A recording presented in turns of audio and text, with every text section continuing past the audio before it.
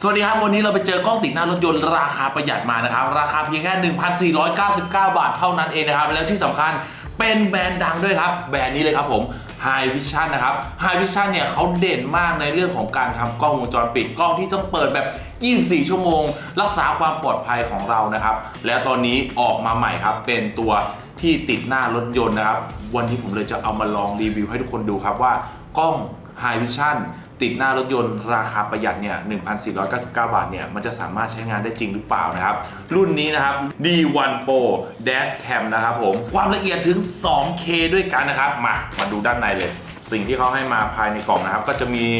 คู่มือการใช้งานมาให้ด้วยนะครับแล้วรุ่นนี้นะครับที่ผมดูรีวิวคือดีมากคนไปซื้อไปอะไรแล้วมาเขียนรีวิวคือดีมากๆเลยนะครับมีสายการเชื่อมต่อมาให้เสร็จสับนะครับเป็นตัว USB นะครับแล้วก็เชื่อมต่อกับตัวกล้องนะครับมีที่เสียบที่จุดบุหรี่มาให้แบบนี้พร้อมครับไม่ต้องตัดต่อไม่ต้องอะไรกับตัวรถเลยนะครับแล้วก็ตัวกล้องแบบนี้เลยตัวกล้องนี่ขนาดไซส์เล็กกระทัดรัดมากเลยนะครับเล็กมากๆในรุ่นนี้จะไม่มีตัวหน้าจอแสดงผลนะครับว่า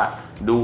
ย้อนหลังหรืออะไรพวกนี้ตัวกล้องเนี่ยจะไม่มีมาให้นะครับแต่อย่างที่บอกไปเราสามารถดูผ่านตัวแอปพลิเคชันในมือถือได้เลยตัวนี้ก็จะมีปุ่มเปิดปิดตรงนี้จะเป็นตัวหน้าเลนส์นะครับแล้วก็จะมีฝั่งนี้ตัวช่องใส่ micro SD card นะครับช่องเสียบ USB นะครับสำหรับไฟเลี้ยงกล้องไม่มีอะไรเลยไม่มีปุ่มอะไรใดๆเลยทั้งสิ้นนะครับมีแค่นี้แล้วก็จะมีไมโครโฟนนะครับตรงนี้รับเสียงอัดเสียงรอบด้านนะครับแล้วก็ด้านบนตรงนี้ครับมีปุ่มสำหรับรีเซ็ตนะครับเราเอาตัวที่เสียบซิมนะครับเสียบกดเข้าไปกดค้างก็สำหรับการรีเซ็ตเป็นค่า Factory ค่าโรงงานดั้งเดิมนะครับนี่ในกล่องก็จะมีประมาณนี้เลยตัวนี้ผมซื้อมาในแอปส้มนะครับก็จะมีซื้อตัว Memory Card มาให้ด้วยนะครับของ SanDisk นะครับ Memory Card เวลาที่เราจะใช้กับกล้องติดหน้ารถยนต์นะครับเราจำเป็นที่จะต้องซื้อแบบนี้นะแบบสีขาวแบบนี้มันจะเป็น Memory ที่สามารถทนความร้อนได้สูงนะครับมันรองรับการที่จะอัดเรคคอร์ดทับตลอดเวลาถ้าเกิดไปใช้สีทองสีดำที่เอาไปใช้กับกล้องโกโปรหรือกล้องอะไรปกตินะครับผมจะไม่แนะนำตัวนั้นอาจจะมีการเออร์เลอร์ได้นะครับแต่ถ้าเกิดว่าเราใช้กับกล้องติดหน้ารถยนต์จำเป็นครับต้องเป็นสีขาวตัวนี้เท่านั้นนะครับเดี๋ยวเราไปทดสอบนะครับไปลองติดตั้งที่รถของเราแล้วลองวิ่งดูว่ากลางวันเป็นยังไงกลางคืนเป็นยังไงตัวนี้ค่ารูรับแสงนะครับในเวลากลางคืนนะครับให้มากว้างพิเศษเลยครับ 1.55 นะครับ f 1.55 นี่โหคือถ้าถ่ายกลางคืนเนี่ยเขาบอกว่าไม่กลัวเลยเดี๋ยวเราไปทดสอบด้วยแล้วก็ตัวเลนเนี่ยมุมกว้างถึง102องศานะครับไม่รอช้าไปลองติดกันเลยของไม่ก็มีแค่นี้ติดง่ายมากไปวิธีการติดตั้งนะครับเราต้องเช็ดตรงนี้ให้ดีก่อนนะครับตัวกระจกด้านหน้าของเราแล้วก็ลอกฟิล์มออกมาแบบนี้แล้วก็ติดเข้าไปกึ่งกลางกระจกแบบนี้เสร็จแล้วนะครับสายที่เขาให้มาเนี่ยค่อนข้างที่จะยาวเลยยาวแบบยาวเหลือๆเลยแต่อันนี้ผมจะติดให้ดูไปก่อนนะครับแต่เดี๋ยวพอเข้าจริงๆแล้วมันจะต้องซ่อนสายเก็บสายเข้าไปข้างใต้อย่างเงี้ยเก็บแล้วก็เดินลงมาด้านข้างซึ่งความยาวของสายเนี่ยเหลือๆครับพอเสียบเข้าไปผมจะขออนุญาตให้มันระยะแบบนี้ก่อนเอาลงมาทางนี้นะเสียบกับที่จุดบุหรี่ครับตัวกล้องนะครับไม่สามารถที่จะปรับซ้ายขวาได้นะครับเพราะฉะนั้นตอนที่เราติดเราต้องกะให้มันอยู่ตรงกลางนะครับแต่มันหมุนได้ตรงนี้มันสามารถหมุนปรับแบบนี้ได้ปรับขึ้นปรับลงแบบนี้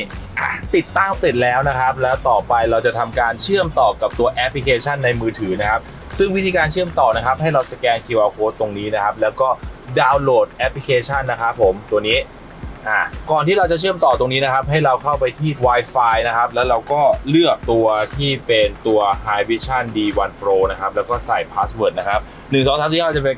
90แล้วเราก็เข้าแอปพลิเคชันของเราอีกทีหนึ่งตัวนี้เราสามารถตั้งค่าทุกสิ่งทุกอย่างนะครับภายในตัวแอปพลิเคชันได้เลยไม่ว่าจะเป็นตัว resolution นะครับว่าเราจะตั้งไว้ที่เท่าไหร่สามารถบันทึกได้สูงสุดนะครับ 1040p นะครับผม30 เฟรมโอเคเราเอาสูงสุดเลยหรือแม้กระทั่งการดูแบบเรียลไทม์นะครับหรือถ้าเกิดสมมุติว่ามันเกิดเหตุฉุกเฉินขึ้นมาแล้วเราต้องการวิดีโอเนี้ยด่วนเลยเราสามารถที่จะกดดาวน์โหลดลงมาในมือถือได้เลยครับโอเคเดี๋ยวเราไปดูคุณภาพของกล้องกันดีกว่าครับว่าเป็นยังไงบ้างแต่แว็บแรกของผมตอนนี้เลยครับคือการเชื่อมต่อง่ายมากๆแล้วก็แอปเนี่ยค่อนข้างที่จะเสถียรนะครับมาลองขับรถไปดูสักรอบดูสิว่ามันจะโอเคไหม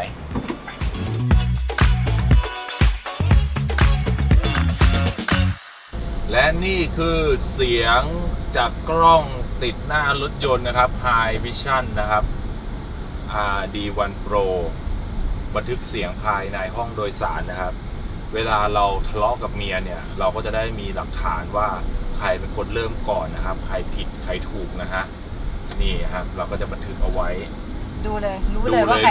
รู้หมดเมื่อกี้นี้ใครเป็นคนเริ่มคุณเลยคุณเริ่มก่อนเลยไม่ใช่เราเลยโอ๊ยก็พูดเรื่องอันนี้แหละบันทึกไว้ได้เลย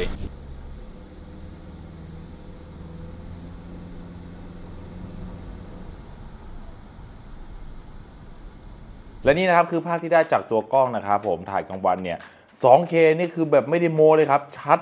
มากๆครับผมและเวลารถเราเกิดอุบัติเหตุหรือว่ามีการกระแทกอย่างรุนแรงนะครับผมจะมีโหมดที่คอยล็อกไฟล์วิดีโอไฟล์นั้นๆเอาไว้นะครับเพื่อไม่ให้ทำการบันทึกทับไปนะครับตัวเนี้ยมันจะดีมากเวลารถเกิดอุบัติเหตุหรือเกิดการเฉี่ยวชนนะครับไฟล์ตัวนี้ไม่หายแน่นอนครับและในรุ่นนี้นะครับยังรองรับการจัดเก็บข้อมูลนะครับตัว SD card ได้สูงสุดถึง